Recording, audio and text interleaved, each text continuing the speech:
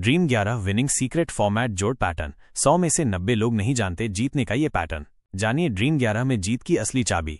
Dream 11 जैसे fantasy cricket platform पर जीत हासिल करना कई लोगों के लिए एक रोमांचक लक्ष्य होता है। हालांकि बहुत से लोग बिना किसी ठोस रणनीति या पैटर्न को समझे ही टीम बनाते हैं और अक्सर निराश होते हैं। इस लेख में हम उन महत्वपूर्ण विनिंग सीक्रेट फॉर्मेट और पैटर्न्स पर गहराई से चर्चा करेंगे जिन्हें अपनाकर आप अपनी जीत की संभावनाओं को काफी हद तक बढ़ा सकते हैं। यह वो ज्ञान है जिसे अक्सर 100 में से 90 लोग अनदेखा कर देते हैं, लेकिन यही ड्रीम 11 में असली सफलता की कुंजी है।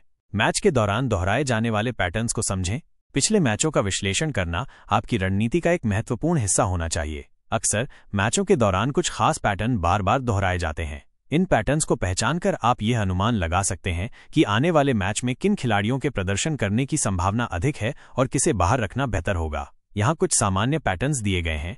पैटर्न ए इच्यू, एक ओपनर फ्लॉप होता है, दूसरा बड़ा स्कोर बनाता है। यह पैटर्न तब देखने को मिलता है जब एक टीम की सलामी जोड़ी में से एक बल्लेबाज जल्दी आउट हो जाता है, जबकि दूसरा क्रीज पर टिककर लंबी और बड़ी पारी खेलता है। पिछले मैचों में इस तरह के ट्रेंड को देखकर आप अपनी टीम में उस ओपनर को प्राथमिकता दे सकते हैं जिसके बड़ा स्कोर करने की संभावना है, जबकि दूसरे को छोड़ने का जोखिम ले सकते हैं। पैटर्न बी, दोनों ओपनर फ्लॉप होते हैं लेकिन मिडिल ऑर्डर के खिलाड़ी शानदार प्रदर्शन करते हैं। कई बार ऐसा होता है कि तेज गेंदबाजों या अच्छी गेंदबाजी के कारण दोनों सलामी बल्लेबाज सस्ते में आउट हो जाते हैं। ऐसी स्थिति में मध्य क्रम के बल्लेबाज जिम्मेदारी लेते हैं और टीम के लिए महत्वपूर्ण रन बनाते हैं। यदि आपने पिछले मैचों में इस पैटर्न को देखा है तो अपनी टीम में मजबूत मध्य क्रम के बल्लेबाजों को शामिल करना एक अच्छा विचार हो सकता है।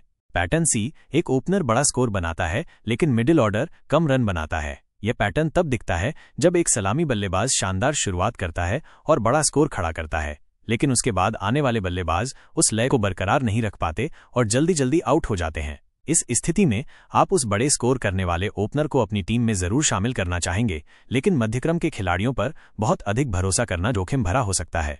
इन पैटर्न्स के अलावा भी कई अन्य सूक्ष्म पैटर्न हो सकते हैं जो पिच की स्थिति, टीम की रणनीति और खिलाड़ियों के फॉर्म पर निर्भर करते हैं। इसलिए पिछले कुछ मैचों के आंकड़ों का ध्यानपूर्वक विश्लेषण करना और इन दोहराए जाने वाले पैटर्न्स को समझना आपकी टीम चयन प्रक्रिया को काफी हद तक बेहतर बना सकता है। कैप्टन और वाइस कैप्टन का चुनाव। आपकी ड्रीम 11 टीम में कैप्टन और वाइस कैप्टन का चुनाव सबसे महत्वपूर्ण निर्णयों में से एक है, क्योंकि ये खिलाड़ी आपको क्रमशः 2x और 1.5x पॉइंट दिलाते हैं। इनका सही चुनाव आपकी जीत और हार के बीच का अंतर साबित हो सकता है। कैप्टन, हमेशा ऐसे खिलाड़ी को कैप्टन चुनें जो मैच में बड़ा प्रभाव डाल सके। ये कोई बल्लेबाज हो सकता है जो 80 या उससे अधिक रन बनाने की क्षमता रखता हो, या कोई गेंदबाज जो 2 या उससे अधिक विकेट लेने की क्षमता रखता हो। ऑलराउंडर भी एक अच्छा विकल्प हो सकते हैं क्योंकि वे बल्लेबाजी और गेंदबाजी दोनों से पॉइंट दिला सकते हैं। वर्तमान फॉर्म, पिच की स्थिति और विपक्षी टीम के खिलाफ उस खिलाड़ी का पिछला प्रदर्शन कैप्टन चुनते समय महत्वपूर्ण कारक होते हैं। वाइस कैप्टन के लिए आपको एक ऐसे खिलाड़ी को चुनना चाहिए जो भरोसेमंद हो और जिसके अच्छा प्रदर्शन करने की संभावना हो। यह मध्यक्रम का एक स्थिर बल्लेबाज हो सकता है जो लगातार रन बनाता हो, या एक ऑलराउंडर जो दोनों विभागों में योगदान दे सकता हो। वाइस कैप्टन का चुनाव थोड़ा सुरक्षित हो सकता है, लेकिन उसमें भी अच्छा प्रदर्शन करने की क्षमता होनी चाहिए। रिस्की पिक्स का महत्व। ग्रैंड लीग जैसी बड़ी प्रतियोगिताओं में जीतने के लिए आपको कुछ जोखिम उठाने की आवश्यकता होती है। रिस्की पिक्स ऐसे खिलाड़ी होते हैं जिनका सिलेक्शन प्रतिशत कम होता है, लेकिन उनमें मैच का रुख बदलने की क्षमता होती है। कम सिलेक्शन वाले खिलाड़ी 0-30%। ग्रैंड लीग में ऐसे खिलाड़ियों को अपनी टीम में शामिल करने का प्रयास करें जिनका सिलेक्शन प्रतिशत 0 से 30% के बीच हो। यदि इनमें से कोई खिलाड़ी अच्छा प्रदर्शन कर जाता है तो आप अचानक से लाखों लोगों से आगे निकल सकते हैं। इन खिलाड़ियों का चयन उनके हालिया प्रदर्शन, पिच की अनुकूलता या विपक्षी टीम की कमजोरी के आधार पर किया जा सकता है। पिछले फ्लॉप खिलाड़ी। कई बार ऐसा होता है कि कोई अच्छा खिलाड़ी पिछले 2-3 मैचों में अच्छा प्रदर्शन नहीं कर पाता है, जिसके कारण लोग उसे अपनी टीम में शामिल करना छोड़ देते हैं। ग्रैंड लीग में ऐसे खिलाड़ियों को चुनने का जोखिम लेना फायदेमंद साबित हो सकता है, क्योंकि वे कभी भी वापसी कर सकते हैं और बड़ा स्कोर या विकेट ले सकते हैं। स्मॉल लीग बनाम ग्रैंड लीग के लिए अलग रणनीतियां। स्मॉल लीग, जैसे हेड टू हेड या 3-4 सदस्यों वाली लीग, और ग्रैंड लीग, बड़ी संख्या में प्रतिभागियों वाली लीग के लिए आपकी टीम चयन रणनीति अलग होनी चाहिए। स्मॉल लीग में स्थिरता महत्वपूर्ण है। यहाँ आपको ऐसे सुरक्षित खिलाड़ियों को चुनना चाहिए जो लगातार अच्छा प्रदर्शन करते हैं, जैसे कि लगातार रन बनाने वाले ओपनर या भरोसेमंद ऑलराउंडर। आप अपनी टीम में 1 या 2 रिस्की पिक्स भी शामिल कर सकते हैं, लेकिन आपकी टीम का मुख्य आधार सुरक्षित खिलाड़ी होने चाहिए। ग्रैंड लीग में जीतने के लिए आपको अनोखी रणनीतियां अपनानी होंगी। यहाँ आपको 2-3 रिस्की खिलाड़ियों को अपनी टीम में शामिल करना चाहिए और उन पैटर्न्स पर ध्यान केंद्रित करना चाहिए जो आमतौर पर लोग अनदेखा कर देते हैं, जैसे कि मजबूत मध्यक्रम या कम चुने गए गेंदबाज जो पिच से मदद प्राप्त कर सकते हैं। कैप्टन और वाइस कैप्टन का चुनाव भी ग्रैंड लीग में बहुत महत्वपूर्ण होता है और यहाँ आप थोड़ा अधिक जोखिम ले सकते हैं। मैदान के पैटर्न को समझें। हर क्रिकेट मैदान की अपनी विशेषताएं होती हैं जो मैच के परिणाम और खिलाड़ियों के प्रदर्शन को प्रभावित करती हैं। मैदान के पैटर्न को समझना आपकी टीम चयन प्रक्रिया में एक महत्वपूर्ण पहलू है। Batting order. मैदान के इतिहास को देखकर यह अनुमान लगाया जा सकता है कि क्या इस पिच पर ओपनर्स का दबदबा रहता है या मध्यक्रम के बल्लेबाज अधिक सफल होते हैं। कुछ पिचों पर नई गेंद से खेलना मुश्किल होता है, जिससे एक ओपनर के फ्लॉप होने की संभावना बढ़ जाती है, जबकि मध्यक्रम के बल्लेबाज पुरानी गेंद पर रन बना सकते हैं।